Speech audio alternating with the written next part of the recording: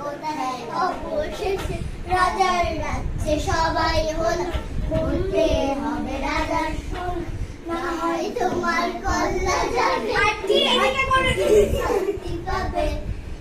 কেমন